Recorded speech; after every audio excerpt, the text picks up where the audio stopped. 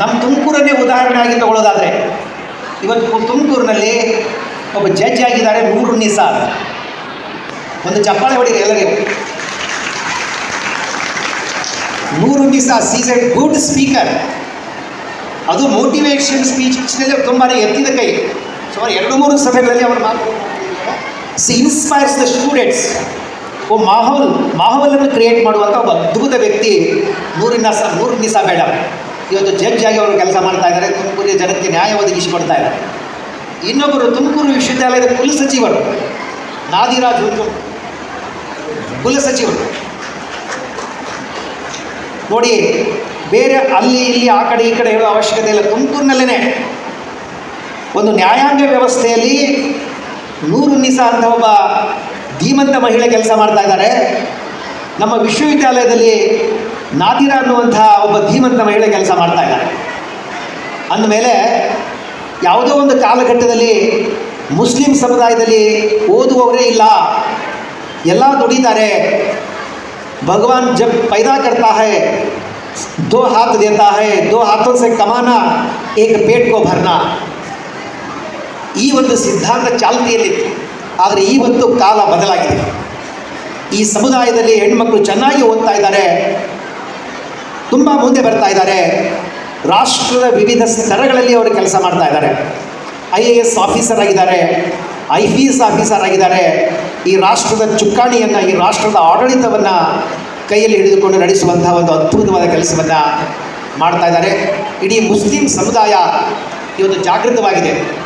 ಎಲ್ಲ ತಂದೆ ತಾಯಿಗಳು ಪಾಪ ನೀವೆಲ್ಲರೂ ದುಡಿದಿದ್ದೀರಾ, ಕಷ್ಟಪಟ್ಟು ದುಡಿದಿದ್ದೀರಾ. ಮೊದಲು ಒಂದು ಲೇಬರ್ ಕ್ಲಾಸು ಅಂದರೆ ಮುಸ್ಲಿಂ ಕ್ಲಾಸ್ ಅನ್ನುವಂಥ ಕಾಲಘಟ್ಟ ಇತ್ತು.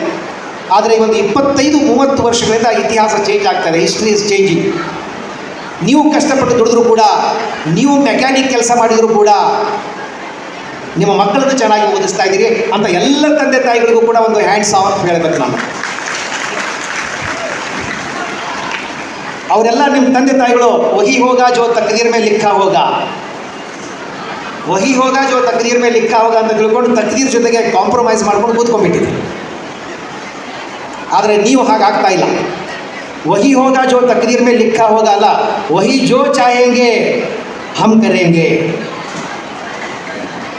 ವಹಿ ಹಮ್ ಸೋಚೆಂಗೆ ವಹಿ ಕರೆಂಗೆ, ವಹಿ ಜೋ ಬೋಲೆಂಗೆ ವಹಿ ಕರೆಂಗೆ ಅನ್ನುವಂಥ ಒಂದು ಆತ್ಮವಿಶ್ವಾಸ ಬರ್ತಾ ಇದೆಯಲ್ಲ, ತಕ್ದೀರ್ವಾದ ಹೋಗ್ತಾ ಇದೆ. ಇವತ್ತು ಪ್ರಯತ್ನವಾದ ಎದ್ದು ನಿಂತ್ಕೊಳ್ತಾ ಇದೆ. ಹಾಗೆ ಇವತ್ತಿನ ದಿನಮಾನಗಳಲ್ಲಿ ನೀವೆಲ್ಲ ತಂದೆ ತಾಯಿಗಳು ಕಷ್ಟಪಟ್ಟು ಮಕ್ಕಳನ್ನು ಓದಿಸ್ತಾ ಇದ್ದೀರಾ.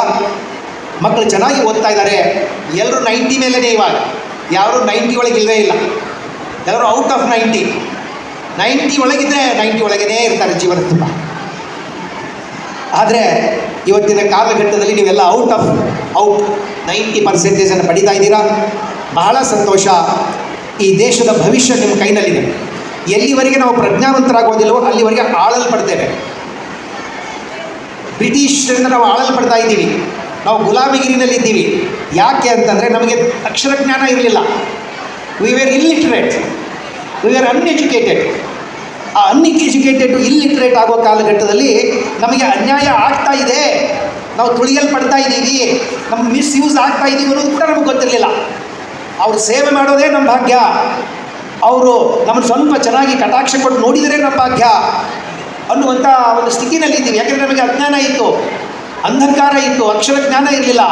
ಹೀಗಾಗಿ ಅಕ್ಷರ ಲೋಕದಲ್ಲಿ ಸಾಧನೆ ಮಾಡಿದವರು ನಮ್ಮನ್ನು ಆಳ್ತಾ ಇದ್ದರು. ಆದರೆ ಇವತ್ತು ನಾವೆಲ್ಲರೂ ಅಕ್ಷರಸ್ಥರಾಗಿದ್ದೀವಿ, ಸಾಕ್ಷರರಾಗಿದ್ದೀವಿ. ಇವತ್ತು ನಮಗೆ ಗೊತ್ತಾಗ್ತಾ ಇದೆ ನಮಗಾಗೋ ಅನ್ಯಾಯ, ನಾವು ಎಲ್ಲಿ ತುಳಿಯಲ್ಪಡ್ತಾ ಇದ್ದೀವಿ, ಎಲ್ಲಿ ನಮಗೆ ಅನ್ಯಾಯ ಆಗ್ತಾ ಇದೆ, ಇನ್ಜಸ್ಟಿಸ್ ಆಗ್ತಾ ಇದೆ, ಅದು ನಮ್ಗೆ ಗೊತ್ತಾಗ್ತಾ ಇದೆ. ಹೀಗಾಗಿ ನಮ್ಮಲ್ಲಿ ಪ್ರಜ್ಞೆ ಜಾಗೃತವಾಗಿದೆ. ಸುಮಾರು 200 ವರ್ಷಗಳವರೆಗೆ ನಮ್ಮನ್ನು ಬ್ರಿಟಿಷರು ಆಳ್ತಾ ಬಂದರು. ಯಾಕೆ? ನಮಗೆ ಅಕ್ಷರ ಜ್ಞಾನ ಇರಲಿಲ್ಲ. ಅಕ್ಷರ ಜಗತ್ತಿಗೆ ನಾವು ಅನಭಿಜ್ಞರಾಗಿದ್ದೀವಿ. ವಿ ಆರ್ ಅನ್ಅವೇರ್ ಆಫ್ ಅಕ್ಷರ ಲೋಕ. ಆದರೆ ಆವತ್ತಿನ ಕಾಲಘಟ್ಟದಲ್ಲಿ ಕೆಲವು ಜನ ಶ್ರೀಮಂತರು ಇಂಗ್ಲೆಂಡಿಗೆ ಹೋಗಿ ಬ್ಯಾರಿಸ್ಟರ್ ಆದರು, ಏನೇನೋ ಅಂಬೇಡ್ಕರ್ ಅಂತವರು ಅಲ್ಲೆಲ್ಲ ಓದ್ಕೊಂಡು ಒಳ್ಳೆ ಡಿಗ್ರಿ ತೊಗೊಂಬಂದರು. ಆವಾಗ ನಮಗೆ ಗೊತ್ತಾಯಿತು, ನಮ್ಮನ್ನು ತುಳಿತಾ ಇದ್ದಾರೆ, ನಾವು ಎಚ್ಚೆತ್ತುಕೊಳ್ಬೇಕು ಅನ್ನುವಂಥ ಒಂದು ಎಚ್ಚರಿಕೆ ನಮ್ಮಲ್ಲಿ ಮೂಡಿತು. ಆ ನಂತರ ನಾವು ಆಂದೋಲನವನ್ನು, ಸ್ವಾತಂತ್ರ್ಯದ ಆಂದೋಲನವನ್ನು ತುಂಬ ಗಂಭೀರವಾಗಿ ತಗೊಂಡು ಆಂದೋಲನ ಮಾಡಿದ್ದೀವಿ. ಜಾತ್ಯತೀತವಾಗಿ ಇದೇ ಜಾತಿ ಅದೇ ಜಾತಿ ಅಲ್ಲ, ಒಂದೇ ಜಾತಿ, ಸ್ವಾತಂತ್ರ್ಯ ಯೋಧರ ಜಾತಿ, ಫ್ರೀಡಮ್ ಫೈಟರ್ಸ್. ಅಲ್ಲಿ ಜಾತಿನೇ ಇರಲಿಲ್ಲ. I am freedom fighter, you are freedom fighter, why are fighting for our freedom. ಹೀಗಾಗಿ ಸ್ವಾತಂತ್ರ್ಯ ಹೋರಾಟದಲ್ಲಿ ಬರೀ ಹಿಂದೂಗಳೇ ಅಂತಲ್ಲ, ಮುಸ್ಲಿಮರೇ ಅಂತಲ್ಲ, ಕ್ರಿಶ್ಚಿಯನ್ರೇ ಅಂತಲ್ಲ, ಬರೀ ಗಂಡ್ಮಕ್ಕಳೇ ಅಂತಲ್ಲ, ಹೆಣ್ಮಕ್ಳೇ ಅಂತ ಎಲ್ಲರೂ ಕೂಡ ಸಾಮೂಹಿಕ ಶಕ್ತಿಯಾಗಿ ತಮ್ಮ ಒಂದು ಸ್ವಾತಂತ್ರ್ಯ ಪ್ರೇಮವನ್ನು ಪ್ರದರ್ಶನ ಮಾಡಿದ್ದರಿಂದ ಇವತ್ತು ನಾವು ಸ್ವತಂತ್ರ ಭಾರತದ ಪ್ರಜೆಗಳಾಗಿದ್ದೀವಿ. ಮೊನ್ನೆ ನನಗೆ ಹೇಳ್ತಾ ಇದ್ರು ನಮಗೆ ಸ್ವಾತಂತ್ರ್ಯ ಸಿಕ್ತು ಅಂತ. ನಾನು ಹೇಳಿದೆ ಅದ್ರ ಆ ಶಬ್ದ ಹಿಂದುಗಳಿ. ಸ್ವಾತಂತ್ರ್ಯ ಸಿಕ್ಕಿಲ್ಲ ನಮಗೆ. ಸಿಕ್ಕಲಿಕ್ಕೆ ಅದೇನು ಪುಕ್ಕಟೆ ಭಾಗ್ಯನ, ಅದೇನು ಗ್ಯಾರಂಟಿನ? ಸಿಕ್ಕಿಲ್ಲ ನಮಗೆ. ಸ್ವಾತಂತ್ರ್ಯ ಗಳಿಸಿದ್ದೇವೆ, ಕಷ್ಟಪಟ್ಟು ಗಳಿಸಿದ್ದೇವೆ.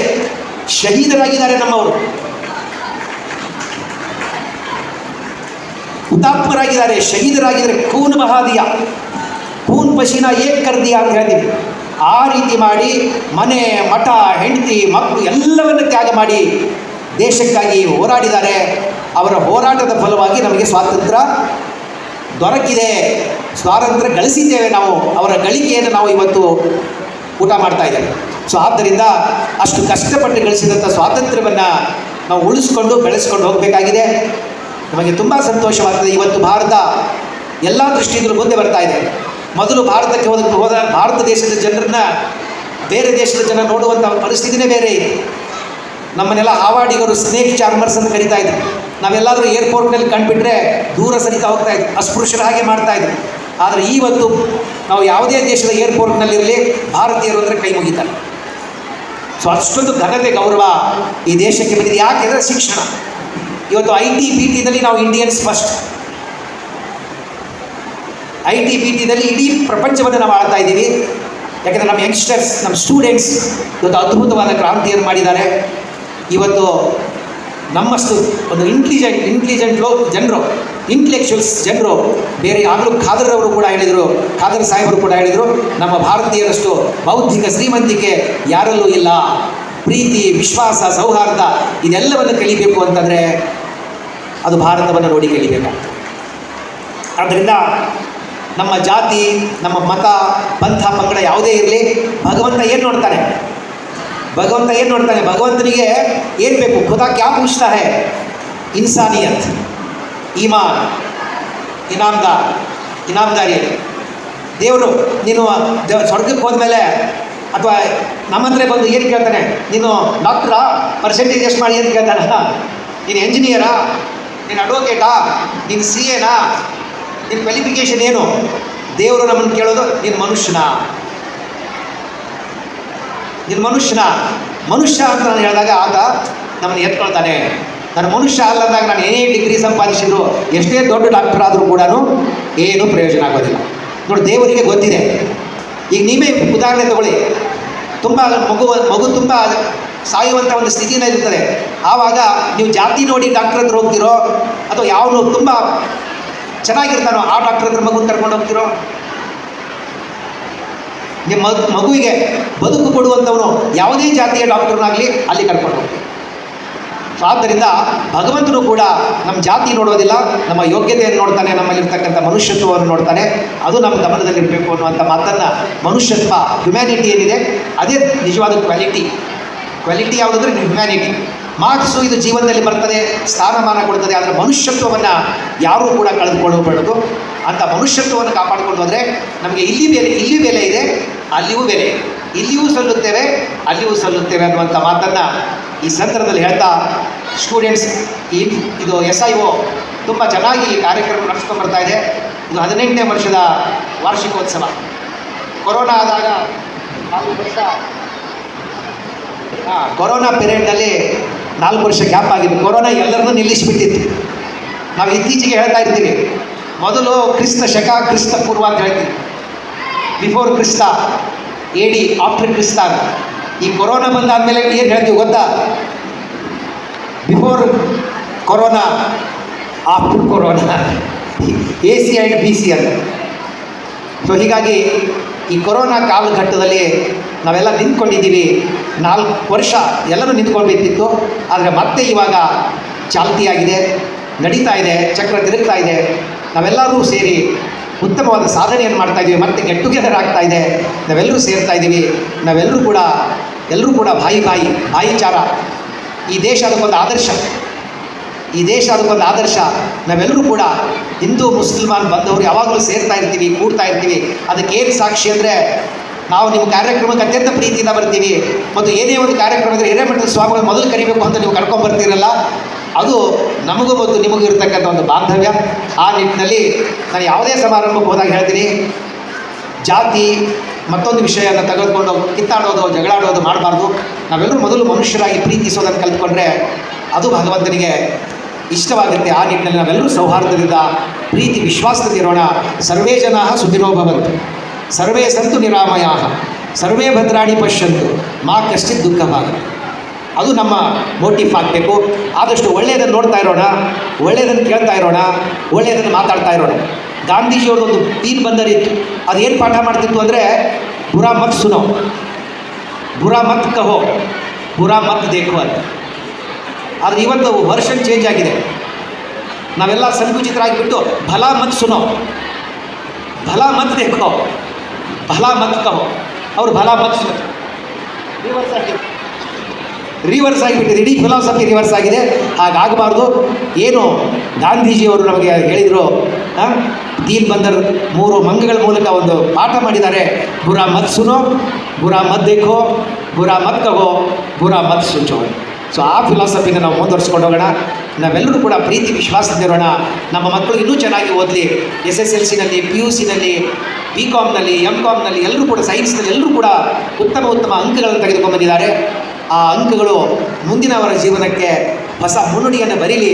ಅವರು ಇನ್ನೂ ಅದ್ಭುತವಾದ ಭವಿಷ್ಯವನ್ನು ಹೊಂದಲಿ ಅಂತ ಭಗವಂತನಲ್ಲಿ, ಖುದಾ ಪರವರ್ತಿಗಾರನಲ್ಲಿ ಪ್ರಾರ್ಥಿಸ್ಕೊಳ್ತಾ, ನಿಮ್ಮೆಲ್ಲರಿಗೂ ಕೂಡ ಶುಭ ಹಾರೈಕೆಗಳನ್ನು ತಿಳಿಸ್ತಾ, ವೇದಿಕೆ ಎಲ್ಲ ಗಣ್ಯಮಾನ್ಯರಿಗೂ ಕೂಡ ಶುಭಾಶಯಗಳನ್ನು ತಿಳಿಸ್ತಾ ನಮ್ಮ ಮಾತುಗಳಿಗೆ ಪೂರ್ಣ ವಿರಾಮ ಕೊಡ್ತಾ ಇದ್ದೇವೆ.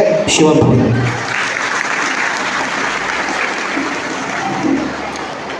Thank you Swami ji for your enlightening words. मैं सबसे गुजारिश करता हूँ और ख़ास करके बच्चों से गुजारिश है कि वो खामोशी का मुजाहरा करें.